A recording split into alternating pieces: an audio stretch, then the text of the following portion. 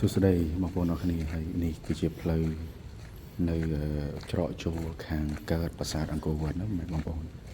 ហើយច្រកចូលខាងកើតអង្គរវត្តគឺមានសភាពស្រស់ស្អាតខ្លាំងមែនទែនបងប្អូនទាំងស្ទៃសភាពទាំងនិយាយរួមទៅគឺស្អាតហើយច្រកចូលខាងកើតប្រាសាទអង្គរវត្តហ្នឹងគឺអត់សូវមានពុកម៉ែបងប្អូនណាគាត់ឆ្លងកាត់នឹងដើរទៅទស្សនាទេប៉ុន្តែទីតាំងមួយនេះគឺស្អាតខ្លាំងមែនទែនពុកម៉ែបងប្អូនស្ងប់ស្ងាត់និយាយរួមទៅគឺខ្ញុំស្រឡាញ់ខ្លាំងមែនទែន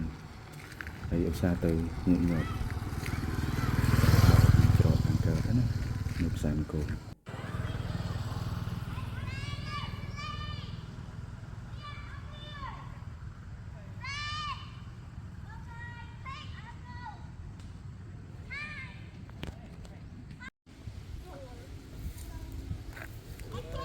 ហើយដើមឈើក៏ធំល្អហើយរូបចម្លាក់អប្សរានៅខាងក្រោយនេះគឺនៅសភាពស្រស់ស្អាតច្រើនពុកម៉ែបងប្អូនដែលមកទស្សនាប្រាសាទអង្គរវត្តកុំភ្លេចណាមួយច្រកចូលខាងកើតផងគឺស្អាតហើយរូបភាពទាំងទស្សនីយភាពអីគឺមកអេមសម្រាប់អ្នកចូលចិត្តថតរូបគឺខាងក្រោយប្រាសាទអង្គរវត្តគឺខ្ញុំឲ្យ the best ឬ the best ដល់ស្អាតបងប្អូនគឺស្អាតមែនទែន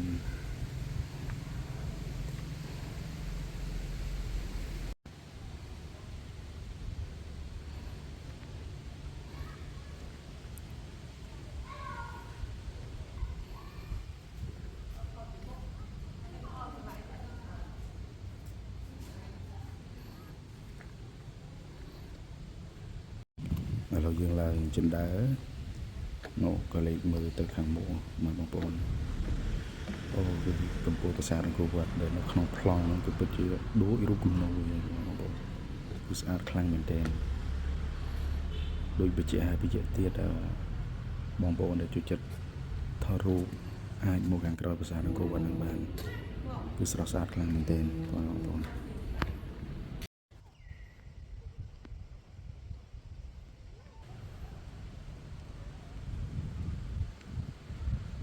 វ៉ាវ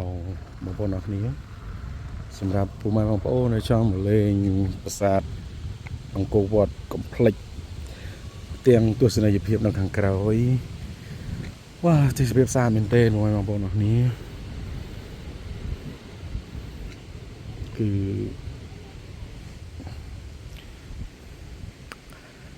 ស្អាតខ្លាំងទស្សន